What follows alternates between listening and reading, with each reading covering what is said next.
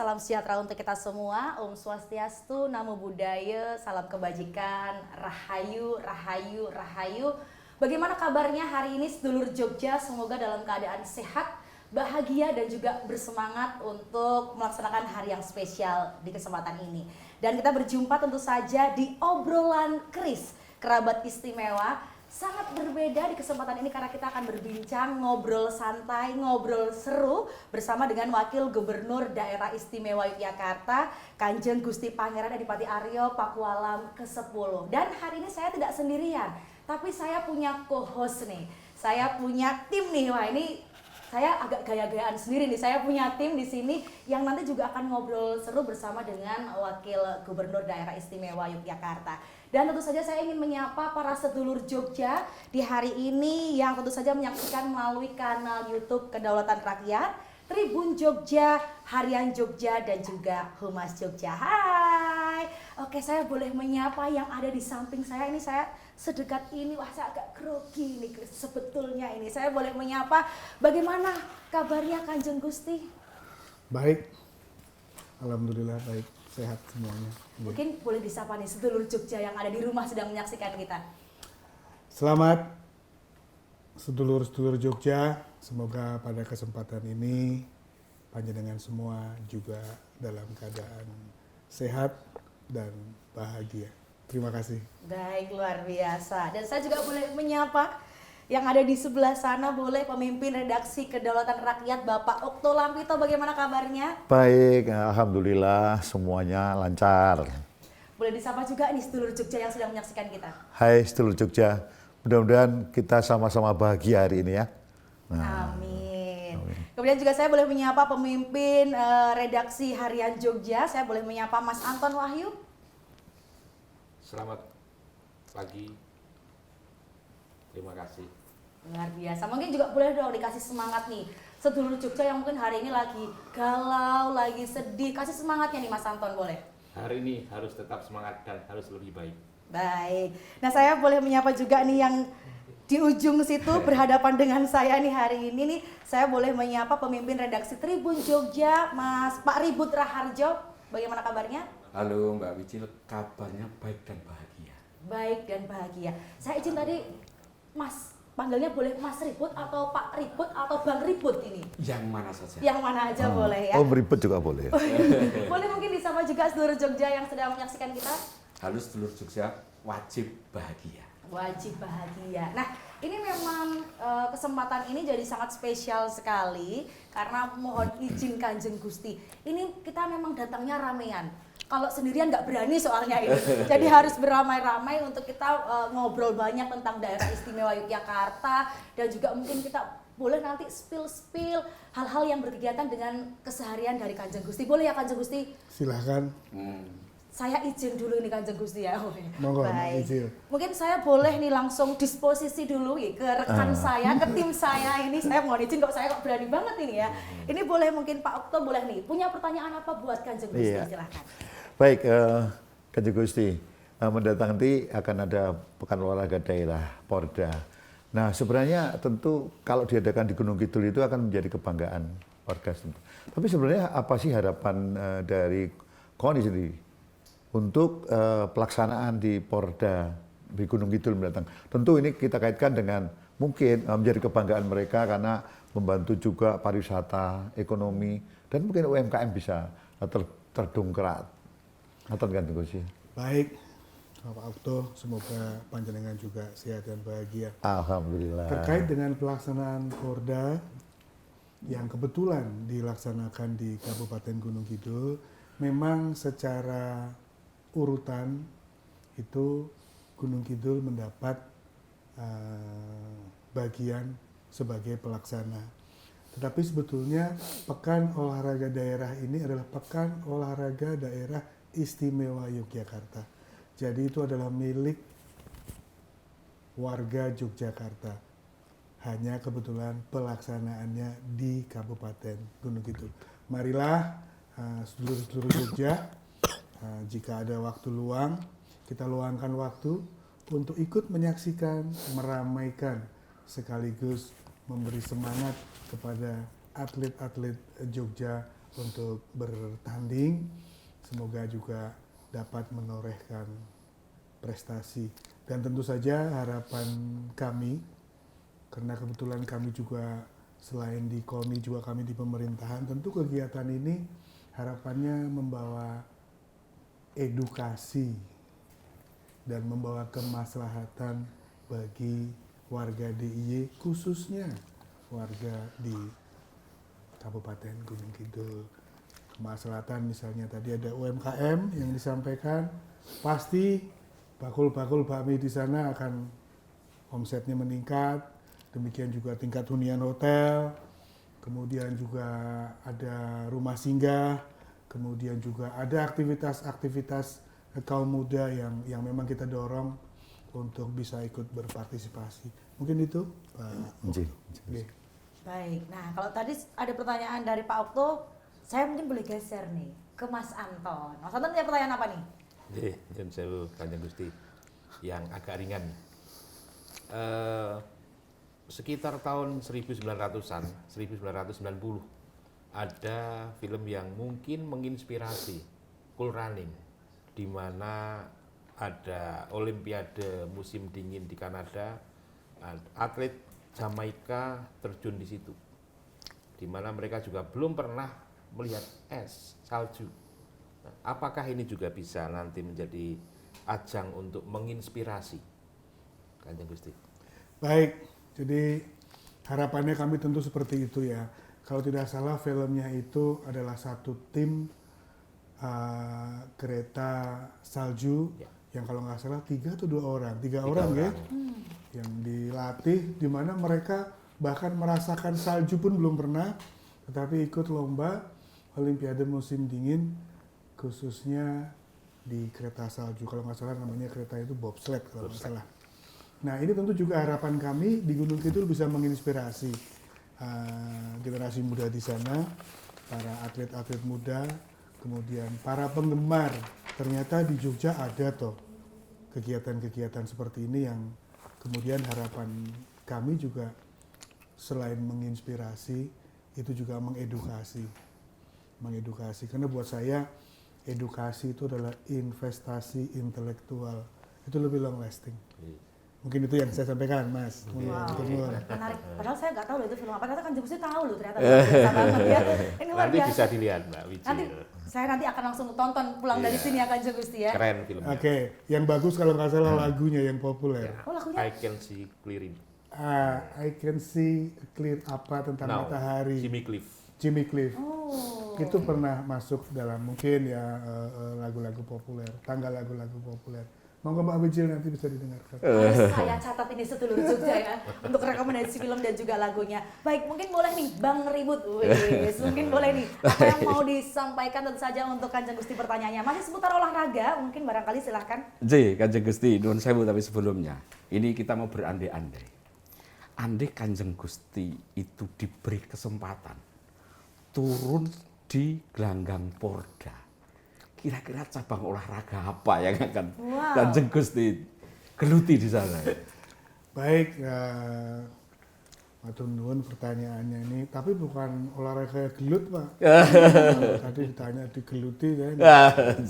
Ada 2 cabang yang kebetulan saya pada waktu itu pernah mempelajarinya dan kebetulan dibimbing langsung oleh kakek saya yaitu Paku Alam ke-8. Yang pertama adalah memanah. Yang kedua adalah menembak, air rifle, jadi senapan angin. 2 itu yang mungkin kalau misalnya diperkenankan ikut. Saya akan mengikutinya. Gitu. Tapi kalau melihat atlet-atlet hari ini di cabang 2 cabang itu, kira-kira bisa dikalahkan nggak Kanjeng? Saya kalah jauh karena metodologinya, kemudian daya dukung peralatan, kemudian dan lain-lainnya kita tidak bisa menafikan bahwa semua sudah berkemajuan. Kami dulu harus contoh ketika menembak ya, peluru harus kami seleksi dulu dan lain sebagainya. Sekarang sudah ada peluru-peluru khusus. Demikian juga memanah. Memanah itu dulu anak panah kami masih terbatas. Mungkin dari, ya sekarang masih ada di kelas tradisional. Tetapi kalau untuk recur sudah karbon sudah lain sebagainya, teknologi yang tidak mungkin kita hentikan. Dan tentu ini sangat membantu para atlet untuk meraih prestasi. Jadi mungkin itu yang saya sampaikan, Mas Ribut ya, mohon izin saya panggil Mas Ribut. 2 cabur yang mungkin saya bisa berpartisipasi, memanah dan menembak. Wow. Ini kayaknya kalau misalnya Kanjeng Gusti nanti mau announce aku mau ikut lomba menembak dan juga memanah, yang nonton banyak banget ini. Kayak langsung pada datang gitu ya. Tapi jadi menarik banget ini Kanjeng Gusti. Kalau saya beberapa kali juga berjumpa dengan Kanjeng Gusti di event-event yang lainnya, melihat jadwalnya Kanjeng Gusti itu kan sangat padat dari pagi sampai malam, bahkan harus berpindah di satu kabupaten ke kabupaten yang lainnya di jam yang mungkin sangat luar biasa. Ini boleh dibagi resepnya buat kami, buat tentu saja sedulur Jogja untuk menjaga kebugaran. Itu ada nggak resepnya? Atau misalnya ada ramuan khususnya atau olahraganya apa nih Kanjeng Gusti? Jamu. Baik, ini pertanyaan agak susah juga menjawabnya. Jadi tentu yang pertama adalah kalau buat saya pribadi itu bekerja dengan ikhlas. Jadi apapun yang ditugaskan, yang menjadi tanggung jawab, ya sebisa-bisanya, semaksimal mungkin kita selesaikan dengan penuh tanggung jawab. Sehingga, dan satu hal lagi juga, kalau mengerjakan sesuatu tuh selain ikhlas, dikerjakan dengan senang. Jadi ya pasti kalau tidak selalu senang ya kadang-kadang sambat-sambat, ini kok sumuk banget, iki pas wah iki jame kudune maem kan begitu kan. Tapi yang penting semangat dan ikhlas. Lalu yang kedua sebetulnya ya memanfaatkan di sela-sela kesibukan itu waktu istirahat. Saya kadang-kadang mungkin tidur di mobil atau istirahat di kantor dan lain sebagainya. Banyak-banyak minum air putih. Itu aja. Kalau jalan kaki atau jogging? Ya, paling kalau kegiatan olahraga saya, karena saya waktunya juga terbatas, mungkin hanya jalan pagi. Jalan pagi, pagi-pagi, bangun pagi, subuh. Setelah subuh kita jalan pagi, tanpa sepatu Mbak. Jadi bahasa sederhananya itu nyeker. Ya, jalan. Kalau pakai grounding kita ya? Ya, biar grounding, biar jalan ke depan rumah, kebetulan menempati rumah yang luas, jadi saya bisa jalan ke depan ke belakang dan itu aja Pak olahraga pagi. Oke, tapi itu rutin ya, simple tapi rutin. Rutin gitu, setiap hari, kecuali kalau pas dinas keluar kota, hanya itu aja. Tapi kalau kebetulan pas di Jogja, itu yang saya lakukan. Iya, jadi itu patut kita tiru ya, tentu saja karena di waktu-waktu yang sangat padat juga tetap harus olahraga, bergerak begitu ya. Yeah. Baik, sedulur Jogja, kita akan break sejenak, tetap di Keris Kerabat Istimewa.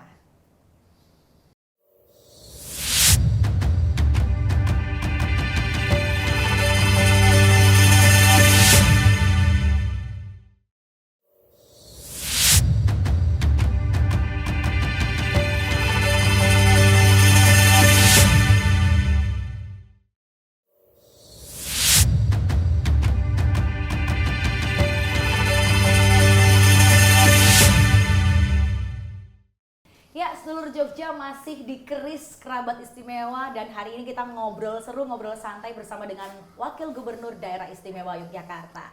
Nah, tentu saja saya ke asisten saya lagi ini kok izin para pimpinan redaksi jadi asisten saya ini hari ini. Kalau nggak hari ini saya nggak berani dan tentu saja ya. Baiklah, kita ke Pak Okto lagi. Iya. Mungkin Pak Okto masih punya pertanyaan untuk Kanjeng Gusti, silakan. Ada pertanyaan yang Kanjeng Gusti masih saya kaitkan dengan Porda. Monggo. Yang pertama tentu kenapa sih Porda di Gunung Kidul tadi kan, tentu dia bisa memberikan semangat untuk kebersamaan CDI tadi. Nah, apa dari penyelenggaraan tadi? Apakah ada kebersamaan tadi yang Kanjeng Gusti mungkin memberi arah ke sana? Yang kemudian kenapa Kanjeng Gusti ya kalau kita lihat tadi Paparda dulu, sementara di beberapa Olimpiade dan seterusnya itu kan biasanya Paralimpik di terakhir.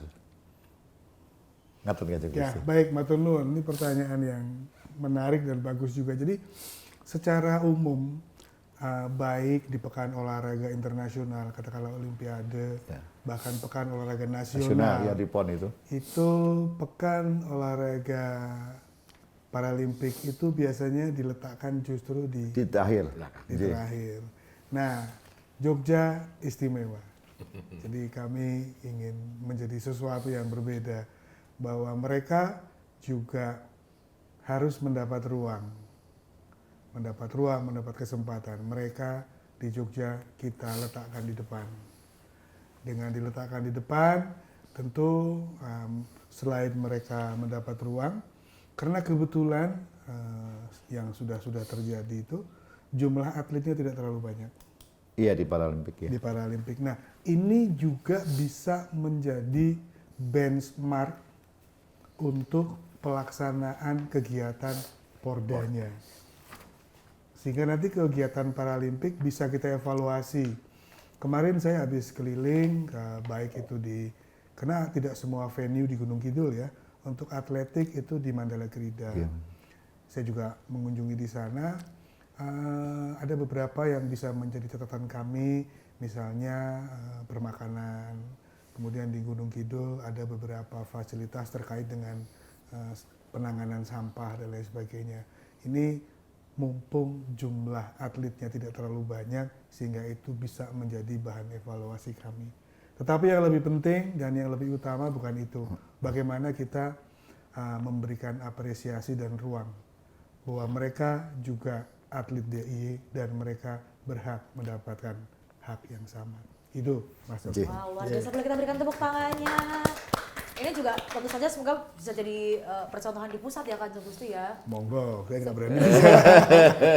Tapi pasti itu momen yang sangat spesial sekali ya dan sangat mengena di hati begitu. Nah ini saya juga boleh ke Mas Anton nih. Mungkin Mas Anton punya nggak quotes tertentu apa gitu yang perlu dikonfirmasi nih sama Kanjeng Gusti ini kira-kira seputar olahraga. Kanjeng Gusti, ada quote yang menarik bagi saya.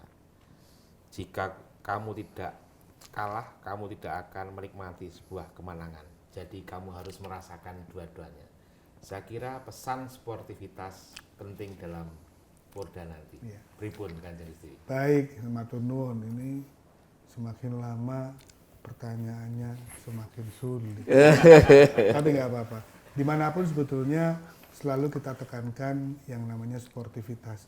Sebetulnya tidak hanya di olahraga, tetapi di dalam kehidupan sehari-hari, ya itulah namanya kehidupan. Seperti kalau batik itu parang, naik turun, ada kalanya naik, ada kalanya turun. Nah itu juga bagaimana kemudian nilai-nilai dari atau value dari sportivitas itu sebetulnya betul-betul dipahami. Jadi nggak akan ada orang yang menang terus dan nggak akan ada orang yang kalah terus. Bagaimana kemudian effort atau usahanya dalam rangka pencapaian itu. Jadi kadang-kadang mungkin, mohon maaf bukan bermaksud filosofis sekali ya, kadang-kadang kalau toh kita kalah, misalnya saya atlet, mungkin itu yang terbaik buat saya. Ya. Artinya betul, itu pembelajaran bahwa saya kurang keras berlatih. Ya. Mungkin juga merupakan peringatan terhadap diri saya ketika seandainya saya atlet kemudian saya menang, bisa jadi atau saya kalah, kalau saya menang nanti jangan-jangan saya besar kepala. Jadi mungkin sebetulnya banyak sekali yang bisa kita ambil. Tapi saya sepakat bahwa sportivitas itu tetap harus menjadi nilai utama dalam suatu Respect. pertandingan. Respect the others. Jadi kalah atau menang itu hanya soal usaha, kesempatan, dan yang terakhir tentu izin dari yang di atas. Itu mungkin ada dia teman. Wow, luar biasa. Ini makin Keren, kenal makin keren. dalam juga ya Lama-lama. obrolan kita ya. Ini menarik banget nih. Mungkin juga Pak Ribut juga punya pertanyaan khusus nih. Enggak, giliran saya yang ringan aja, jangan yang oke, berat. baik, Badan saya baik. sudah berat kan, jadi saya pilih yang ringan. Jadi gini kan Gusti, ini banyak atlet muda turun ke gelanggang pertandingan, lalu kemudian banyak yang kemudian berprestasi, tapi kemudian di tengah-tengah prestasi itu hilang karena mungkin masih muda gitu ya, karena masih muda tentu banyak keinginan dan sebagainya. Nah ini kira-kira apa yang perlu disuntikkan kepada mereka sehingga prestasi itu bisa terus terpelihara sampai kemudian sampai pada usia yang memang tidak ideal lagi untuk menjadi seorang atlet. Baik, jadi memang ada beberapa hal meskipun tidak secara umum itu berlaku ya. Karena saya punya sahabat-sahabat yang juga atlet. Yang pertama khusus untuk DIY, itu atlet-atlet kita itu kebanyakan mahasiswa, sekolah pelajar. Sehingga seiring berjalannya waktu tentu dia juga mencari mungkin setelah lulus mencari pekerjaan dan lain sebagainya. Kemudian juga sebagai pelajar dan mahasiswa tentu punya tanggung jawab utama, dia harus belajar dan lain sebagainya. Di awal-awal memang dimungkinkan, tidak terlepas dari tanggung jawab kami di Provinsi Daerah Istimewa Yogyakarta tentu mengadakan pembinaan. Nah kadang-kadang sering disalahartikan bahwa pembinaannya tanda petik bonusnya kurang dan lain sebagainya. Ya itu wajar lah, kita tidak bisa menafikan bahwa apapun pasti ada korelasinya dengan itu. Tapi kami mencoba untuk bagaimana lebih, mohon maaf saya menggunakan bahasa Jawa ya mungkin, bagaimana lebih diuwongke. Nah, harapannya itu semoga bisa mereka lebih berkelanjutan untuk tetap menjadi seorang atlet. Ada beberapa sahabat saya yang bahkan dimulai dari SMA, sekolah menengah atas, SMA. Sampai sekarang itu masih menjadi penggiat dan masih aktif di bidang olahraga yang digelutinya. Saya tidak menyebut, tapi itu ada beberapa.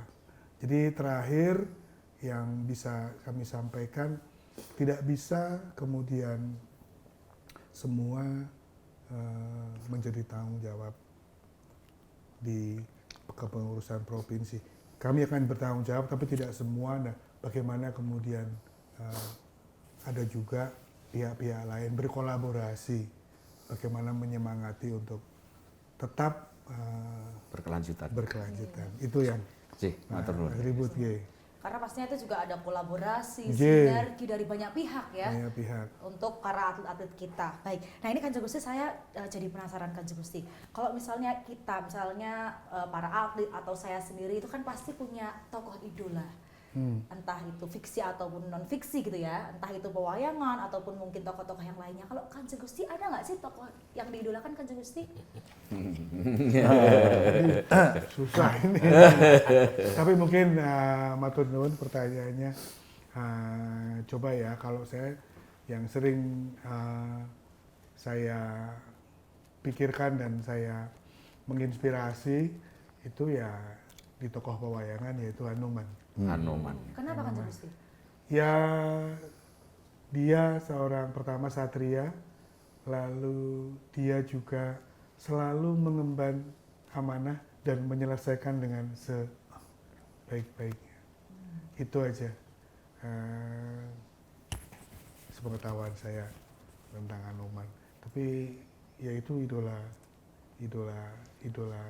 saya. Ada satu lagi tambahan, boleh ya? Boleh. Masih wayang juga. Tapi bentuknya kecil. Dewa Ruci. Dewa Ruci. Iya. Jangan tanya kenapa ya, nanti saya jawabnya salah. Kemudian ada yang gemar wayang malah. Terus pokoknya itu idola saya. Biasa tepuk tangan. Hanya spesial di sini nih kita jadi tahu nih ya tokoh idolanya Kanjeng Gusti ini ternyata dari pewayangan gitu ya. Nah ini mungkin masih ada pertanyaan lagi barangkali? Nanti masih ada. Kita simpan. Oke, disimpan ya. Baiklah kalau begitu kita break sejenak. Jangan kemana-mana, tetap di Keris, obrolan Keris.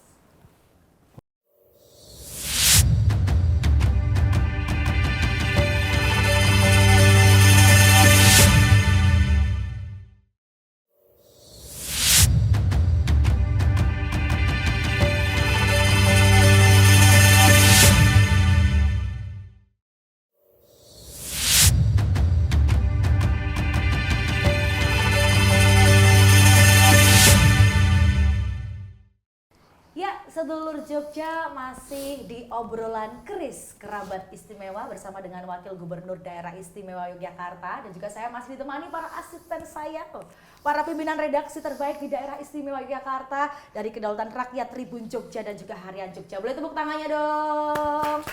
Luar biasa. Dan juga pastinya untuk para seluruh Jogja yang menyaksikan di kanal YouTube Kedaulatan Rakyat, Tribun Jogja, Harian Jogja, dan juga Humas Jogja.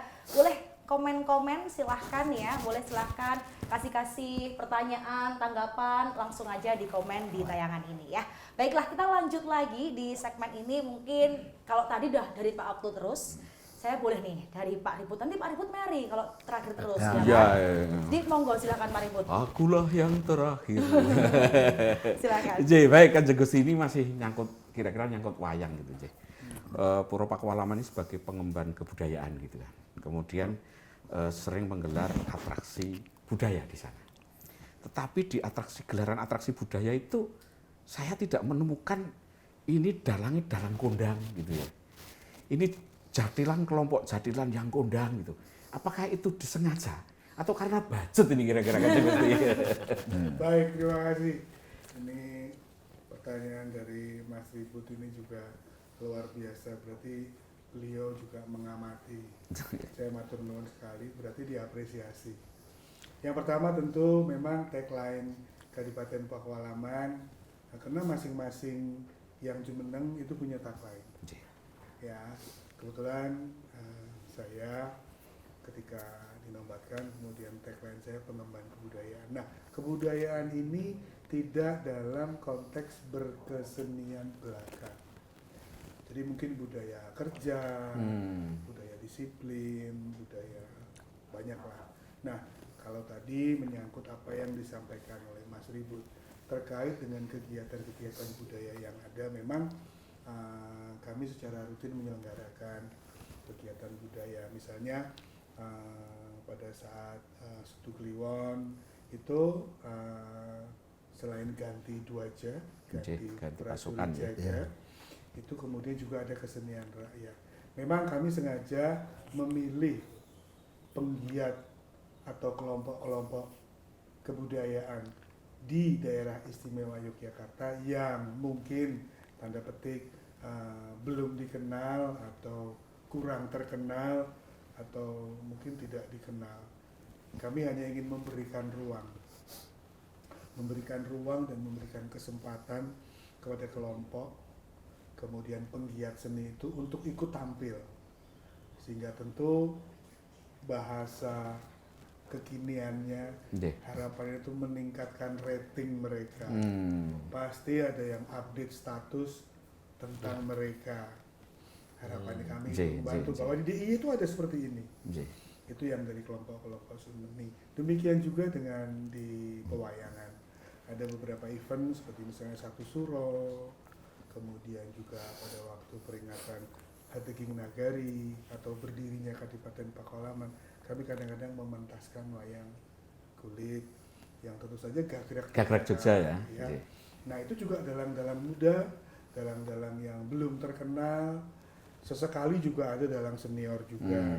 Nah, dengan konsepsi pemikiran yang sama, bagaimana memberikan ruang dan memberikan kesempatan mereka untuk bisa tampil, kemudian juga lebih dikenal masyarakat, sehingga kedepannya tentu itu tadi bahasa kekiniannya ada peningkatan rating. Itu artinya kalau sudah tampil di Kadipaten Pakualaman, rating naik, jadi kondang. Harapannya ya tidak menjamin orang kok dumeh kemudian wah ning Pakualaman sudah dilaris mboten. Tetapi ada satu kesempatan bahwa mereka juga, kita harus menghargai bahwa mereka juga ada dan mereka eksis. Dan mereka juga punya kesempatan yang sama untuk bisa melakukan kegiatan budaya di Pakualaman. Ya, baik. Terima kasih Pak Ribut. Saya sekarang boleh geser ke Mas Anton. Kalau tadi Pak Ribut udah nanya soal kebudayaan, saya minta Mas Anton tanya yang lainnya. Tentang apa kira-kira? Oke. Saya bukan Gusti. Monggo. Yang ringan-ringan mawon. Nggih. Nah, kuliner saat ini menjadi sesuatu yang diburu. Bahkan di banyak tempat hidden gem, di pelosok didatangi. Nah, ada nggak pengalaman menarik terkait dengan kuliner? Barangkali Kanjeng Gusti punya rekomendasi atau menu apa yang paling disuka? Nah, Baik, Matur nuwun. Monggo, Wah, Kanjeng. ini pertanyaannya komplit ya, olahraga, budaya, dalang, wayang, Kuliner. Mungkin saya akan mencoba menjawab ya. Jadi kalau untuk merekomendasi, sebetulnya di Jogja itu kalau menurut saya adanya enak dan enak banget. oke. Ya, jadi saya tidak kemudian menyampaikan bahwa ini beda dengan yang itu, tidak. Tapi itu lebih kepada personal taste. Ya, jadi kadang saya pengen bakmi godok yang mungkin agak kental gitu, yang dengan telur bebeknya, dengan kuah yang creamy gitu, saya akan ke Pak A. Ya. Kemudian suatu ketika saya kalau pengen yang agak ringan ya, ada kuahnya yang panas, yang bahasanya itu membuat berkeringat, menyehatkan gitu, ya saya mungkin akan ke Pak B. Jadi monggo silahkan. Di Jogja kalau nggak salah food blogger makanan tuh cukup banyak. Iya. Ya cukup banyak dan mereka juga punya komunitas sendiri. Nah monggo silahkan, itu juga bisa menjadi apa ya, Referensi. referensi. Karena semuanya itu kan personal taste. Mungkin saya bilang enak, mungkin ternyata tidak bagi yang lainnya dan lain-lain sebagainya. Jadi saya nggak berani lah menyampaikan ini enak atau enggak. Tapi saya biasanya berpindah-pindah. Ya. Baik bakmi atau mungkin sate kambing Ya. atau mungkin bebek goreng dan lain sebagainya. Bahkan burjo pun juga saya kadang-kadang pindah-pindah. Oh, gitu ya. Iya, burjo. Iya, iya. Saya penggemar burjo juga. Sekarang ini burjo itu saya sedih, makin berkurang, kalah sama warmindo. Sehingga harus membutuhkan upaya khusus untuk mencari burjo yang burjo. Mungkin itu Mas Anton yang Ji. saya sampaikan. Nyun sewu, Kanjeng Gusti. Pernah nggak misalnya pada suatu kesempatan tiba-tiba jalan bareng dengan Gusti Putri untuk berburu kuliner? Ya, kebetulan anak saya cuma 2 kebetulan dan sudah menikah semua, sehingga di rumah saya tinggal dengan istri saya, ya kegiatannya ya dolan. Jadi kalau ada kesempatan, kami selalu mencoba sesuatu yang baru, dan itu informasi itu biasanya kami dapatkan dari sosial media. Oh, di sana ada, atau mencoba kembali di masa lalu yang masih buka. Kadang-kadang dulu tuh di sini ada yang, tapi seiring berjalannya waktu Udah nggak ada. sudah tutup. Nah kalau masih ada mungkin kita coba lagi lah, mencoba untuk apa ya, merefresh kembali zaman dahulu kala ketika belum mempunyai anak dan lain sebagainya, kita sering jalan-jalan. Ji. Jadi sekarang ketika anak-anak sudah besar, ya kami tetap mengupayakan tadi itu istilahnya apa ya, kalau buat saya ya dolan bareng lah. Jadi quality time-nya nostalgia Ya. jajan. Sampai luar kota? Ya pasti kadang-kadang. Oh, iya, iya. Kadang-kadang saya mungkin soto itu sampai ke Solo, Solo, oke. bahkan juga sampai ke Semarang. Wow. Iya, iya, iya. Sampai ke Semarang. Jadi apalagi sekarang ada tol Jogja Iya. Bawen. Semarang ya. Oke, Semarang. Itu tentu lebih cepat. Kita sudah bisa masuk Prambanan, Kartosuro kita terus, nanti keluar kita di Semarang. Kita bisa sarapan soto di sana. Oh, ngeten ya. Nggih, Kapan-kapan Menau- saya boleh diajak makan soto Kanjeng Gusti? boleh. Oh, tidak jadi berdua dong. Ramai-ramai ini. Rame-rame. Nah, Ramai-ramai ya. kalau Nyun sewu, Kanjeng Gusti, pernah nggak masak di rumah atau mungkin menu favorit yang dibikin oleh Kanjeng Gusti? Salah satu kesukaan saya adalah hobi saya, kesenangan saya itu adalah memasak. Oke. Jadi ada kebahagiaan tersendiri ketika memasak dan hasilnya itu dinikmati. Syukur-syukur sampai habis. Ya berbagai macam tanggapannya, kadang-kadang enak, kadang-kadang biasa, kadang-kadang kurang asin, itu wajar lah. Wajar lah. Tapi saya sering, jadi dulu ketika anak-anak masih sekolah, bahkan yang kadang-kadang menyiapkan sarapan Selain dengan istri saya tentu saja, tapi saya menyiapkan sarapan buat mereka. Menu favorit? Menu favorit yang jelas adalah nasi goreng. Oh iya. Oh. Nasi goreng. Jadi nasi goreng itu menurut mereka saya nggak ada lawan. Gitu. menurut mereka saya nggak tahu. Mungkin kalau bagian senengan yang wah mengkong ini. Saya jadi Gitu. ngebayangin ini Kanjeng Gusti lagi di dapur ya kan, terus motong-motongin cabai, terus habis itu goreng telur. Itu kan ini luar biasa banget ya. Mungkin sedulur juga nggak pernah membayangkan kalau ternyata Kanjeng Gusti juga gemar Hobi juga masak. memasak, hobi memasak gitu. Wow, keren banget ini. Ini wah saya juga jadi penasaran dengan rasa nasi goreng. Wah. Kayaknya kita perlu diundang nanti. Kayaknya boleh nanti sambil masak bareng ternyata ya berikutnya. Semoga berkenan nanti Kanjeng Gusti suatu saat ya.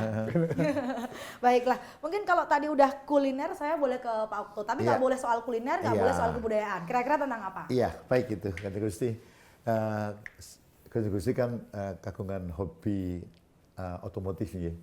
Nah, sejauh mana Kanjeng Gusti pernah ikut touring, kemudian terjauh di mana itu mungkin, dan mungkin ada pengalaman-pengalaman unik selama touring itu, Kanjeng Gusti. Matur nuwun, wah ini pertanyaan yang multidimensi.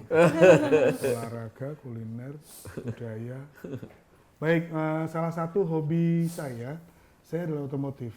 Ya, Sebetulnya tidak hanya otomotif ya, tapi bagaimana kemudian di apa ya istilahnya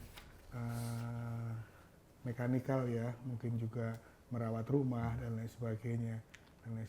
Tapi memang lebih ke otomotif ya.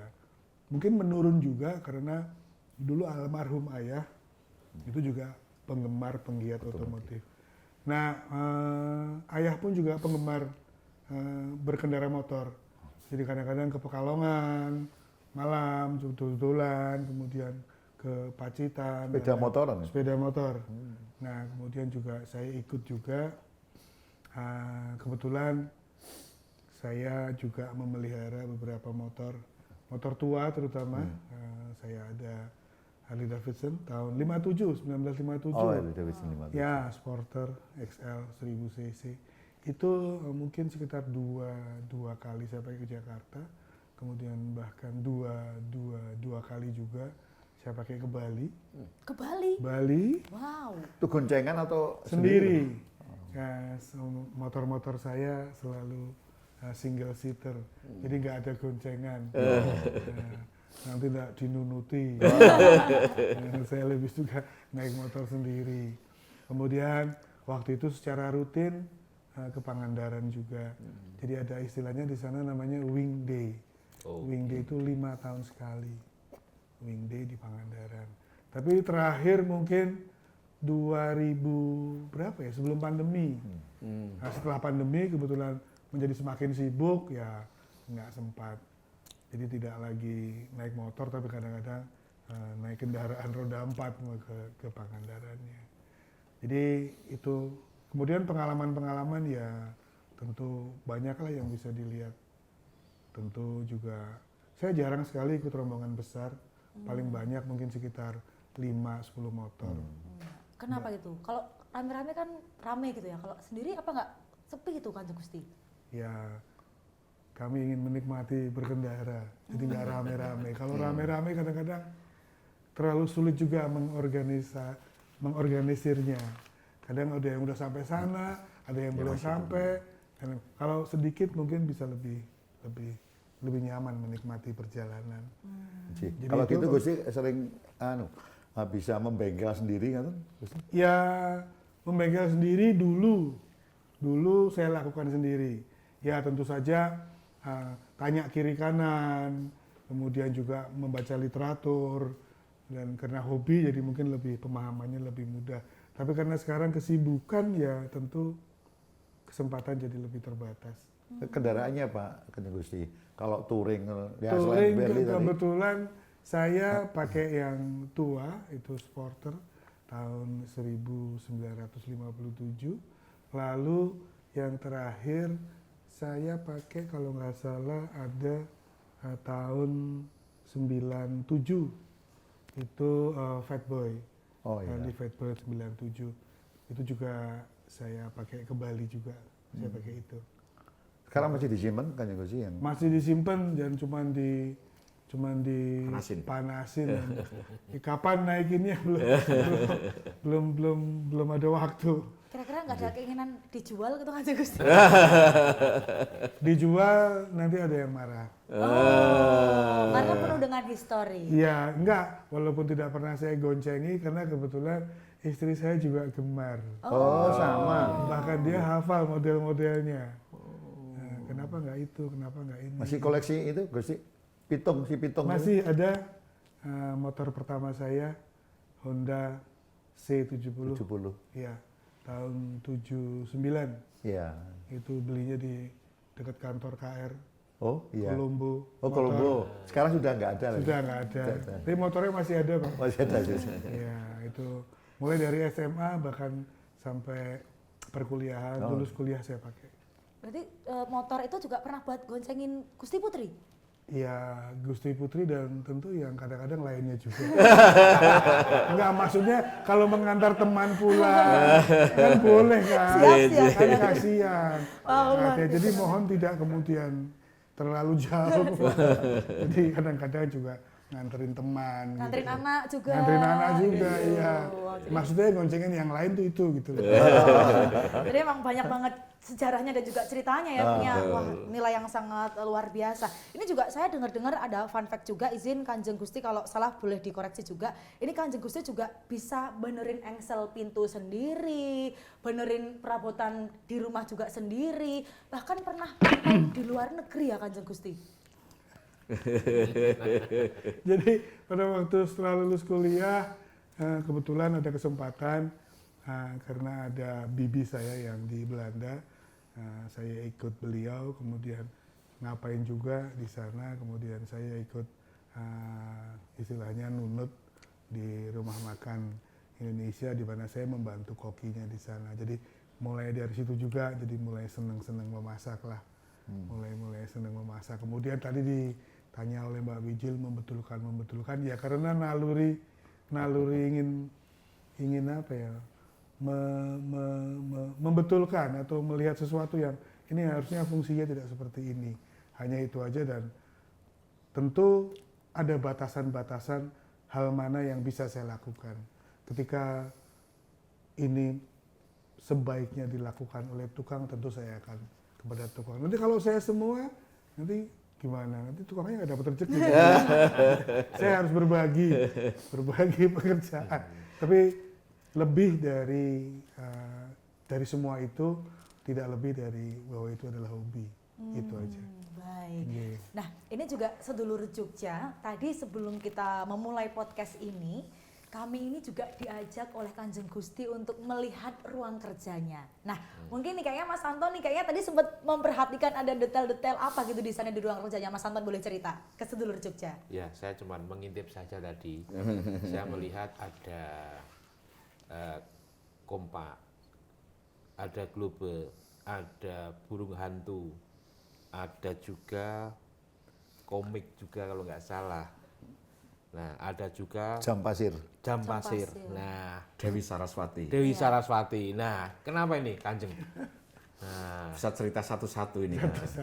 Baik, jadi karena ruangannya tidak terlalu besar, kecil, dan saya ingin barang-barang yang di dalamnya itu ya tentu saja sebagai pemanis buat saya. Kalau yang buat lain itu belum tentu manis. Dan buat saya sebagai pengingat atau sebagai inspirasi buat saya. Pertama tadi disebut Mas Anton ada jam pasir. ya. Ya, jam pasir. Saya diajarkan oleh leluhur saya, eyang dan ayah saya bahwa saya harus menghargai waktu. Ya. Itu direpresentasikan dengan jam pasir. Kemudian globe itu kan peta. Nah, di situ tergambar posisinya di mana, bagaimana letaknya di mana. Berarti memberikan semacam peringatan kepada saya bahwa dengan itu mengingatkan saya untuk sadar posisi sebagai apa, bagaimana, dan harus seperti apa. Itu. Nah, tadi juga ada Dewi Saraswati. Ya, Nah, betul. Dewi Saraswati sebetulnya itu dari keyakinan Hindu ya. Tapi Dewi Saraswati adalah seorang dewi yang mencerminkan kebijakan, kepandaian, dan juga penguasaan tentang berkesenian. Ya. Karena dia menggambarkan, dia membawa kitab, dia membawa alat musik, dan lain sebagainya. Sehingga dapat, mungkin secara sederhana ya Dewi Saraswati adalah Dewi kebijakan, Dewi pengetahuan, dan itu juga menjadi idola. Lalu juga tadi ada komik ya, Kompas tentu saja penunjuk arah. Saya harus tahu kemana arahnya saya. Kemudian komik ya, kalau komik itu hiburan. Tapi dari banyak komik sebetulnya kita bisa mendapat inspirasi juga bagaimana alur cerita, menggambar dan sebagainya. Tidak semata-mata hiburan. Banyak juga komik-komik yang mengedukasi. Kemudian tadi kalau mungkin jenengan disebut tadi juga ada Star Trek. Star Trek. Ya, Nah, iya kan? Star Trek itu saya seorang tracker juga ya.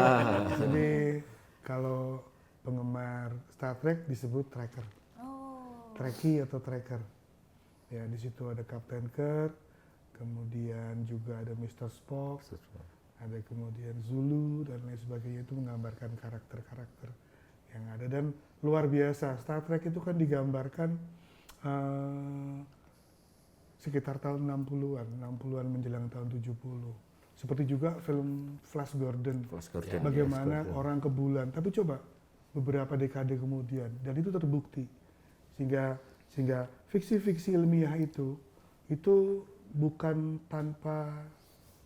hanya imajinasi kosong, tetapi ada kemungkinan bisa terjadi. Pada waktu itu Star Trek kalau nggak salah sudah punya komunikator.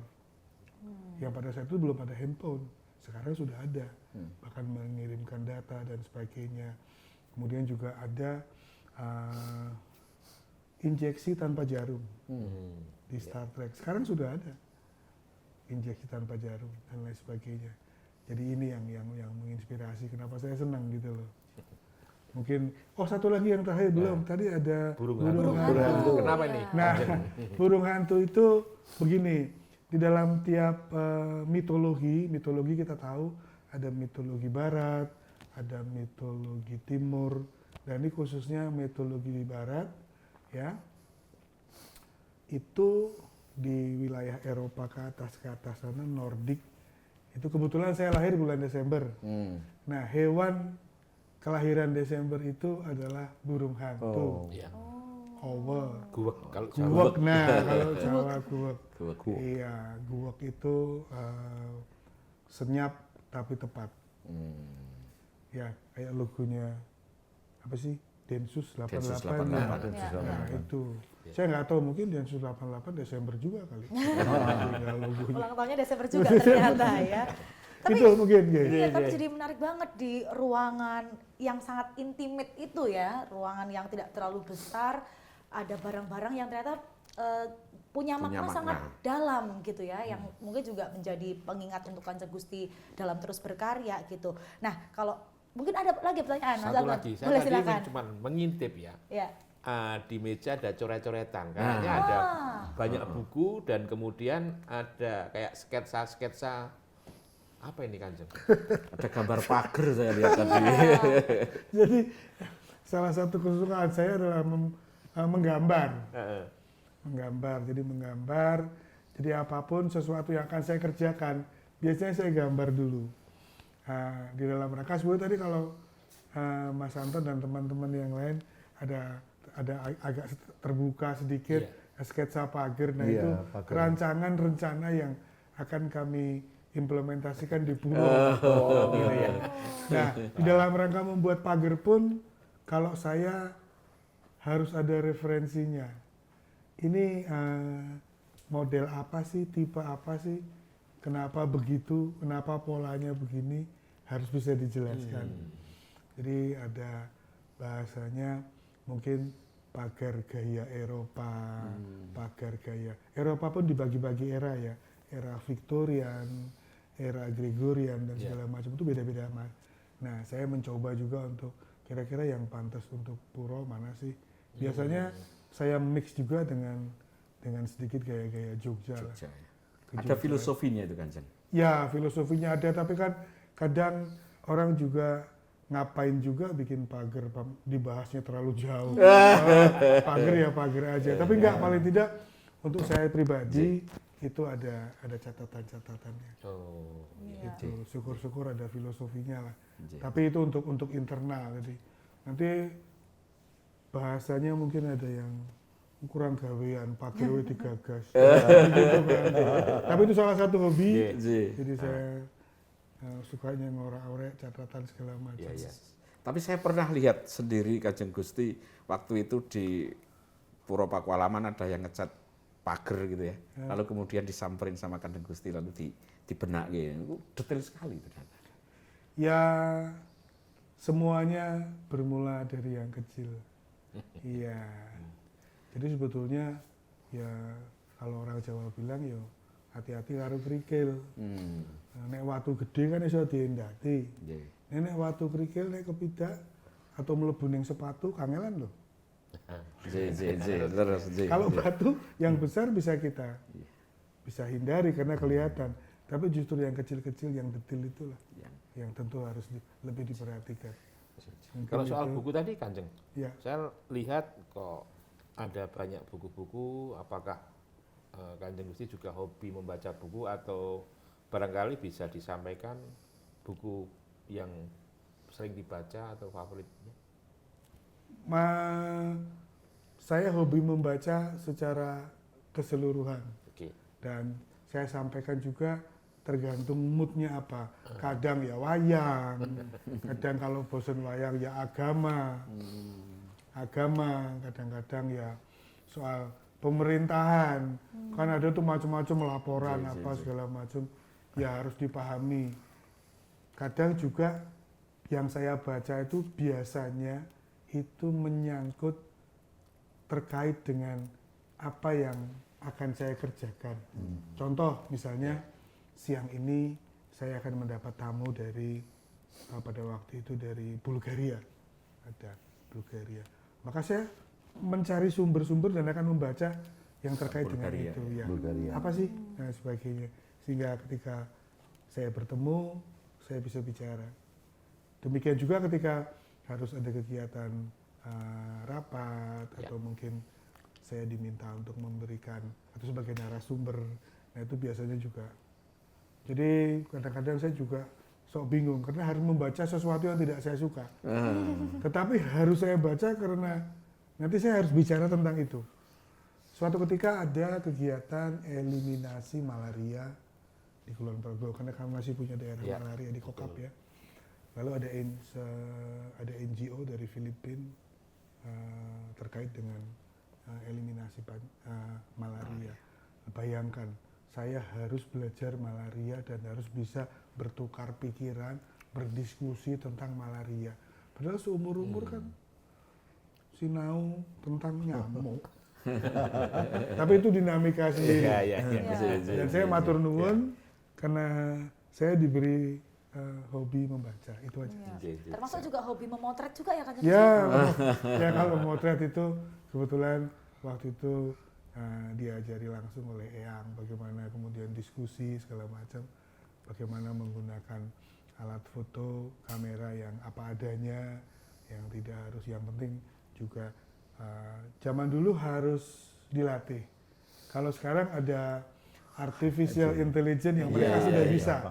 Kalau ini terlalu over, ini kurang dan lain sebagainya. Kalau dulu enggak, semua harus Manual. dihitung, bahkan ketika memotret objek outdoor, kita harus menunggu jam.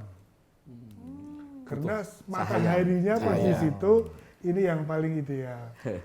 Dan zaman dulu lebih sulit karena hanya isinya 36. Kalau masangnya hati-hati bisa 38. Ada bonusnya. Kan gitu kan? Ini masih ingat berarti masih produk jadul juga.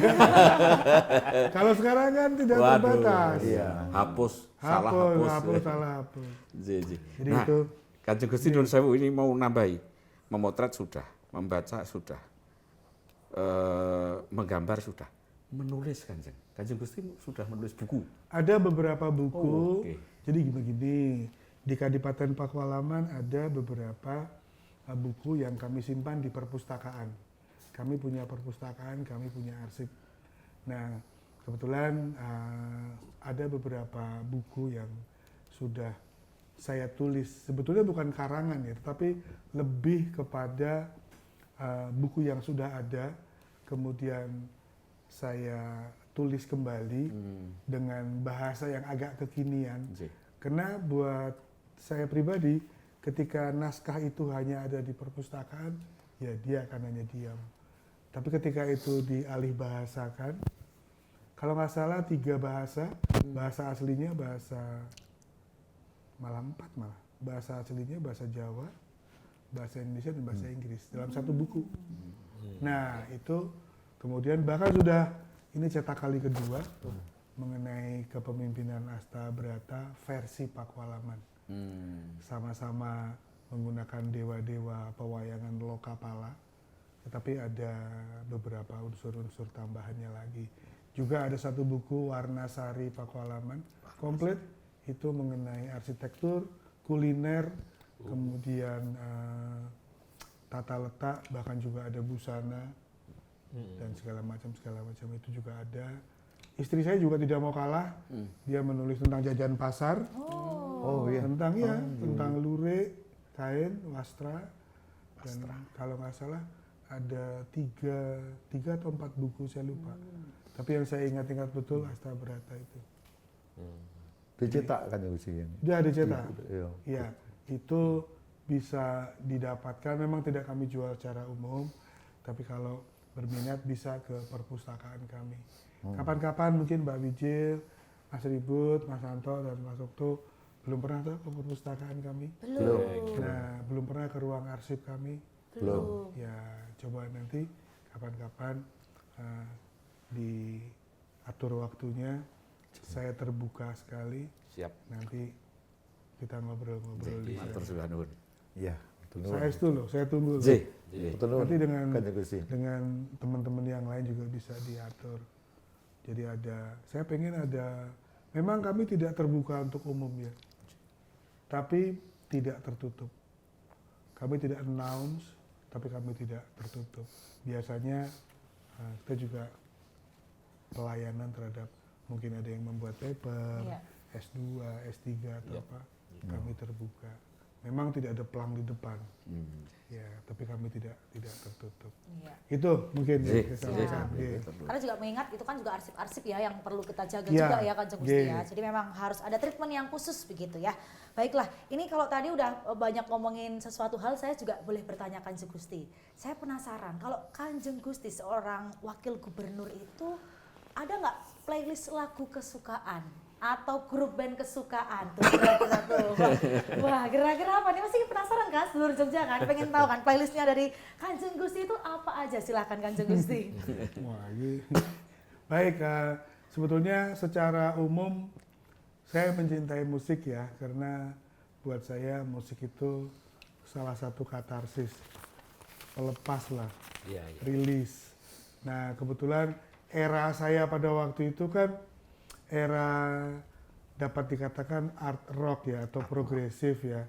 Jadi seperti mungkin Ras ya, kemudian mungkin Led Zeppelin, Di Purple. nah, Genesis, era Genesis baik yang era lama maupun era baru. Nah, mungkin beberapa juga Rolling Stone. Bahkan juga ada beberapa musik klasik yang saya sukai. Musik-musik klasik itu musik-musik opera itu ya. Kemudian juga yang klasik sekali orkestra, Swan Lake, Four Seasons, kemudian juga tadi opera tadi. Queen suka nggak? Kanjeng Queen Gusti? suka. Wow. Queen dengan segala kelebihan dan kekurangannya. Tapi kalau Queen kayaknya nggak ada kekurangannya deh. Iya. Semua punya Lagu-lagunya nilai-nilai, bagus ya. nilai-nilai tersendiri gitu loh. Wow, Lagu menarik favorit? banget ya. Apa Lagu saja? favoritnya? Kanjeng Gusti? Apa ya? Atau penyanyi favoritnya juga mungkin siapa misalnya? Nyanyi wanita favorit gitu itu. Freddie Mercury. Freddie Mercury suka, semuanya saya suka karena punya ciri Iya. sendiri-sendiri ya. Baik Freddie maupun Phil Collins, kemudian juga Robert Plant, itu ya semuanya. Kemudian di Purple, Ian Gillan, ya saya suka juga. Penyanyi putri perempuan juga ada beberapa, Ann Wilson dari Heart, itu buat saya luar biasa. Paling idola itu ya? Ya, enggak idola, sama-sama. Kemudian Shirley Bassey itu satu-satunya penyanyi yang menyanyikan 3 lagu James Bond. Berarti suka James Bond berarti? Ya, salah satu. Karena jarang penyanyi yang bisa selalu berganti-ganti oleh produsernya. Tapi Shirley Bassey tiga kalinya. Itu kalau nggak salah Moonraker, Goldfinger, sama Diamond Are Forever. Itu dia nyanyi di tiga film itu. Tiga film itu ya. Iya. Keren. Shirley Bassey. Ya ada beberapa juga, pernah dengar nggak Jennifer Hudson? Itu suaranya juga luar biasa. Itu replika dari Whitney Houston tapi lebih Senior. bukan, lebih lantang lagi. Oh. Lebih lantang lagi. Wow. Iya, Jennifer Hudson. Jadi itu generasi setelah Whitney Houston ya. Whitney Houston sudah menjelang sepuh. Jennifer Hudson baru boleh nanti kita cari nanti. Akan jadi playlist saya seminggu ke depan ya. Penasaran ya. Betul sekali. Mungkin ada pertanyaan lagi dari para pimpinan redaksi ini. Terakhir saya beri kesempatan atau sudah cukup? Udah cukup ya. Ini luar biasa banget ya. Oh, ada lagi. Ini terakhir soalnya ya? untuk motivasi sedulur Jogja juga. Oh, boleh. Kanjeng Gusti, kata-kata hari ini apa? Nah, biar kayak milenial Kanjeng Gusti mungkin boleh juga untuk menutup perjumpaan kita di momen ini. Silahkan monggo Kanjeng Gusti kata-kata hari ini. Kalau kata-kata hari ini mungkin dalam bahasa Latin ya, itu selalu di mana-mana menjadi quote saya. Ada dua yang selalu menyemangati saya, yang selalu saya pakai. Yang pertama adalah Amat Victoria Curam. Artinya? Amat artinya adalah segala sesuatu itu meminta atau mensyaratkan persiapan. Jadi perencanaan yang detail. Itu yang pertama, Amat Victoria Curam. Yang kedua, mohon maaf mungkin bukan sok bahasa Inggris ya, tapi kebetulan saya pakai ini, dapatnya sudah bahasa Inggris. Dan kalau nggak salah ini sudah dari SMA.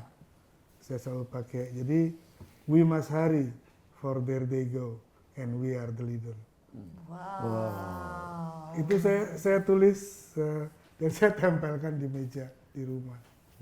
Sampai hari ini? Sampai hari ini. We must hurry for there they go and we are the leader. Wow, luar biasa, tepuk tangannya dong. Ini terima kasih sekali Kanjeng Gusti, ini adalah momen yang luar biasa untuk kita semua. Tentu saja untuk sedulur Jogja juga kita udah ngobrol banyak hal, bahkan sampai kuliner, musik, kebudayaan, olahraga. Tentu saja sangat berarti sekali untuk kami. Dan tentu saja Kanjeng Gusti, tentu saja dari kami doanya selalu sehat, Amin, matur nuwun. selalu berbahagia, tentu saja untuk memimpin seluruh masyarakat di daerah istimewa Yogyakarta. Kiranya seperti itu.